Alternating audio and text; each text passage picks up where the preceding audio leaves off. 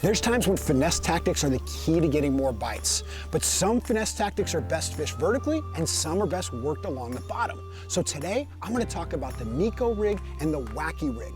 And even though the same tackle is used for each technique, when you rig them differently, you can fish the various situations that you run into out in the water. What's up guys, I'm Travis Moran with Lucky Tackle Box, and today we're gonna break down these two techniques, starting with rigging. Setting up these two techniques is extremely important, so let's first start with the Neko Rig, where I'm going to slide the O-ring halfway down the worm. I'm going to put a nail weight in the head, and then I'm going to skin hook the hook underneath the O-ring with the hook tip towards the tail.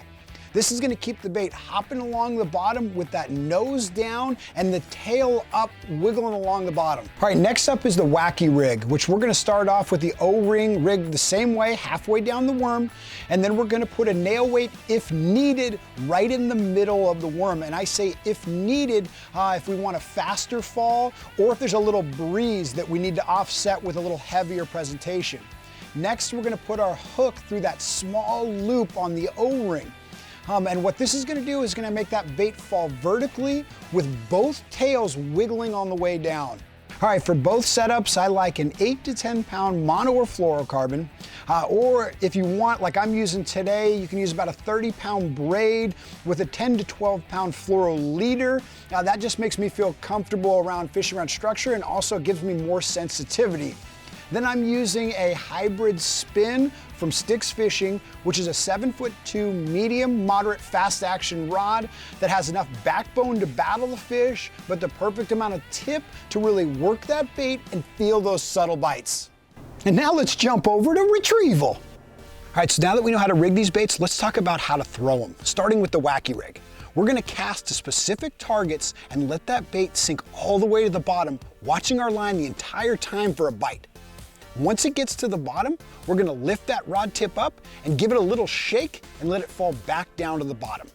What this bait is doing when it's falling is both ends of that bait are wiggling on the way down, and that pulls bass out of the cover and structure that they're in and entices them to come out and eat it.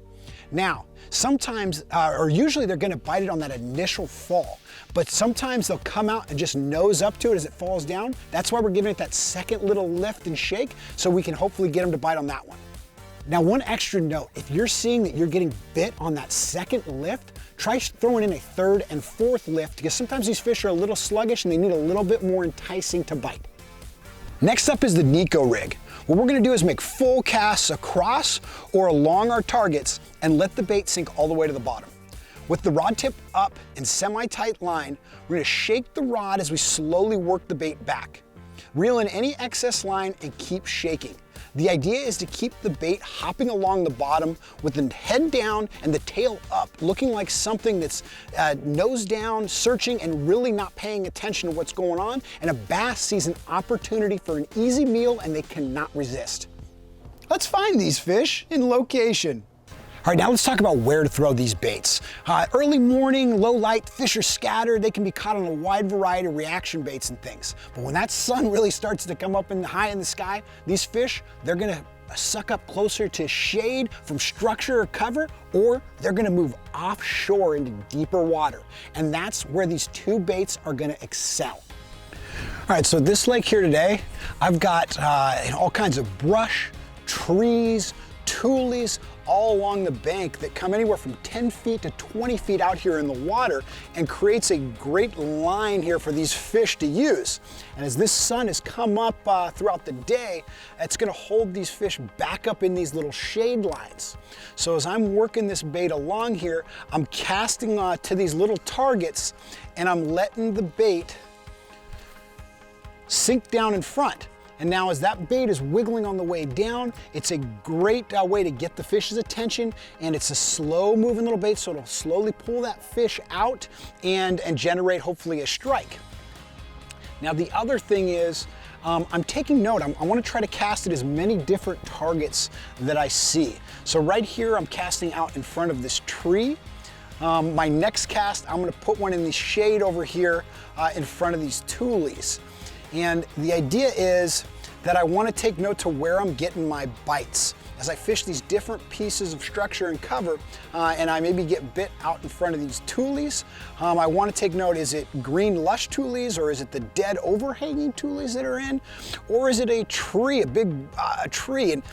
And the more I put together those little details, the more that I can go run that pattern throughout the lake. So if I'm getting bit out in front of trees like this, then I want to either go target more of those trees, or when I get to another tree along the bank, I want to spend a little bit more time fishing that.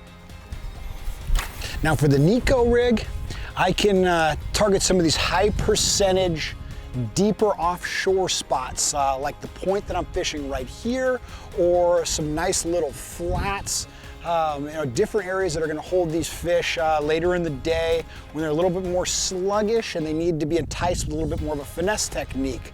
So what I'm doing is I'll change the angles of my cast. The first cast I made up a little bit shallower on this point. The next one was out from deep to shallow, and now I've moved out a little bit deeper and I'm casting another one right across. I'll play with the different angles and see what helps me keep this bait along the bottom and really present it the most efficiently.